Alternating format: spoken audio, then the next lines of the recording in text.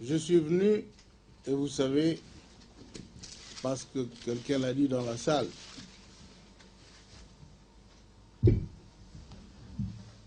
que notre diplomatie, qui est une diplomatie maintenant de combat, nous a amenés ici pour expliquer justement à la communauté internationale, notamment ici en Belgique, les réalités de chez nous, qui sont le plus souvent totalement déformées. Déformées surtout quand on prend des victimes pour des agresseurs. Nous avons trouvé dans le milieu que nous avons eu à aborder, à côtoyer, à discuter de la problématique de l'agression, rébellion. Nous nous sommes rendus compte que le peuple congolais était,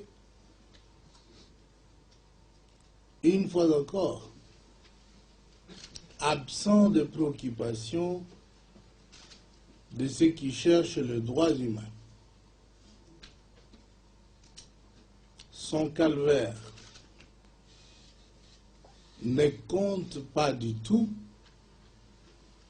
On se soucie des agresseurs, des tueurs, ces sanguinaires que tout le monde connaît. Et on dit,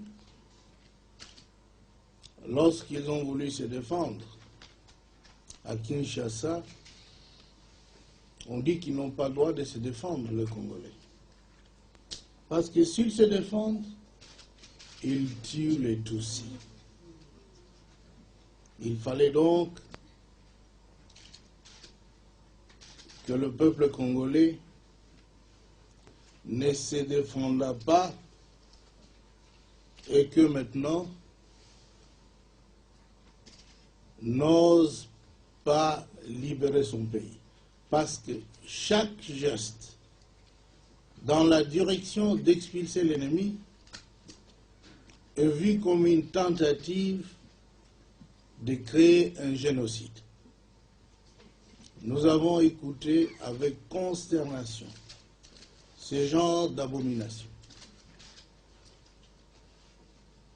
Et c'est une injustice insupportable. Et je veux vous avouer, mes chers compatriotes, que la lutte continue et qu'il faudra soutenir, qu'il faut la continuer. C'est du moins la conclusion à laquelle ma délégation et moi-même sommes arrivés, après avoir rencontré d'éminentes personnalités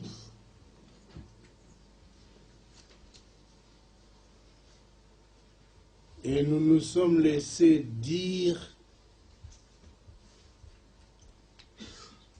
que le Congo a identifié l'ennemi dans une tribu.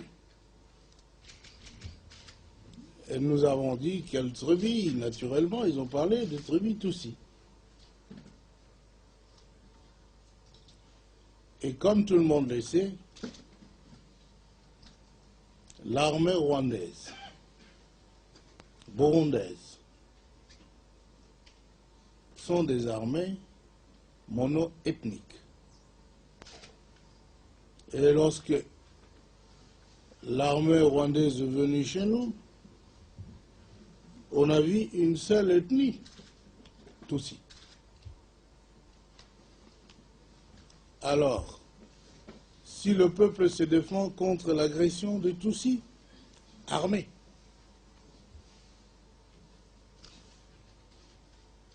voyez-vous, que l'on dise on veut exterminer les Tutsis. Alors qu'est-ce qu'il faut faire? Les laisser liquider le peuple congolais physiquement, les laisser nous asservir comme ils ont fait chez eux, avec la majorité Hutu. Quand est-ce qu'on fera une différence entre les Tutsis armés, qui est dans les forces armées, et l'agresseur Tutsi, qui vient toujours armé, qui n'a jamais laissé des armes chez eux, pour venir au Congo en balade, et pour dire que les Tutsis sont venus chez nous en villégiature, alors il ne faut pas les affronter. Vous avez un grand travail, vous, nos compatriotes ici, et je suis content que vous avez tous pris conscience du fait que, à travers vos discours, vous déplorez l'incompréhension de ceux qui ont la voix dans la communauté internationale.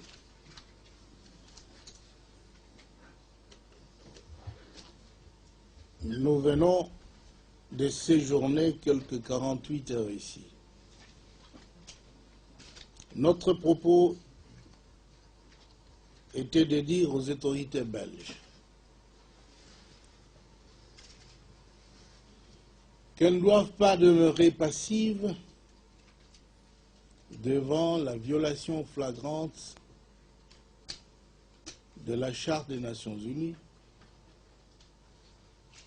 devant l'agression que subit notre pays,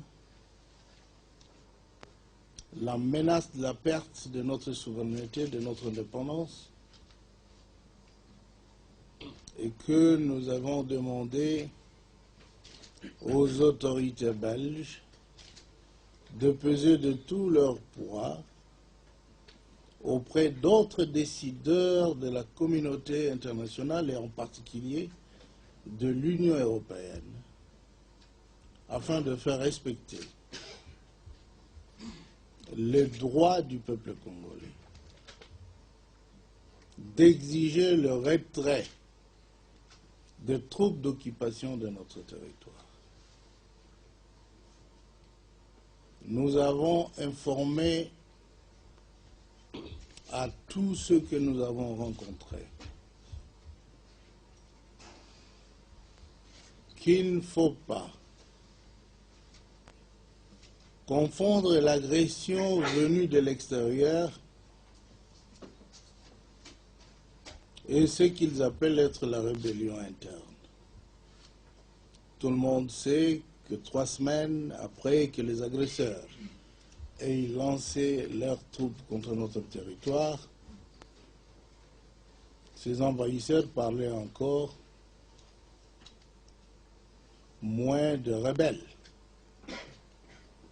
Ce n'est qu'après qu'ils se soient rendus compte qu'ils ne peuvent pas renverser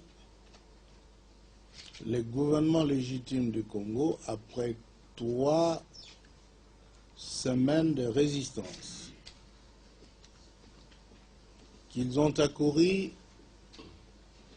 à une tactique célèbre, vraiment ordinaire dans le monde politique, recruter beaucoup de farfelus un peu partout,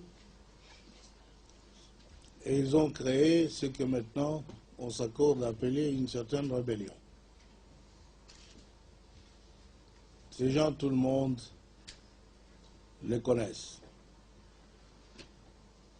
Nul n'a vu le pauvre Wamba qui était à Dar es Salaam à l'université physiquement affaibli.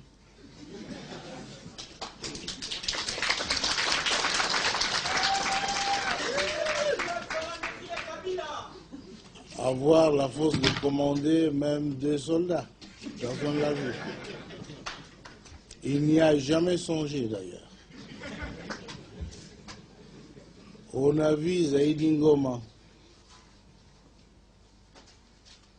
prisonnier pardonner, malade, l'UNESCO m'écrivant d'avoir pitié de cet homme,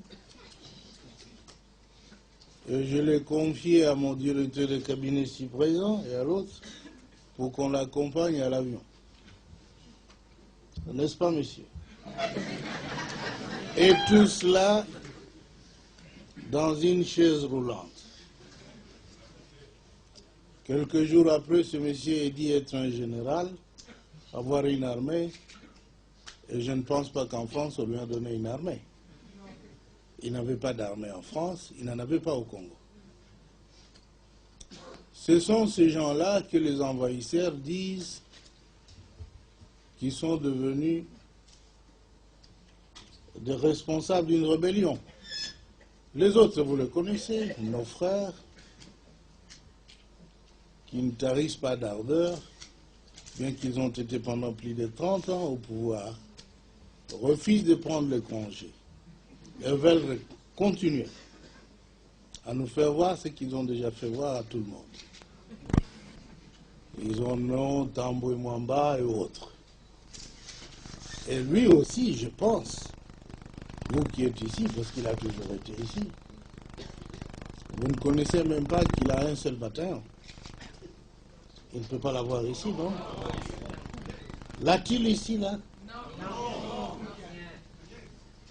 Dans quelle forêt ici? Où est-ce qu'on fait le maquis? Alors, brusquement, ils sont présentés comme des généraux d'une armée qui s'est révoltée contre Kabila. Pas contre Kabila, bien sûr, il se trompe. Mais tout ce que nous disons, ces frères-là ont été utilisés par les envahisseurs pour cacher leur motivation. L'agression, vous connaissez, a une motivation économique. Tout ce pillage fait à l'Est, là, des mines, des cafés, mais c'était la raison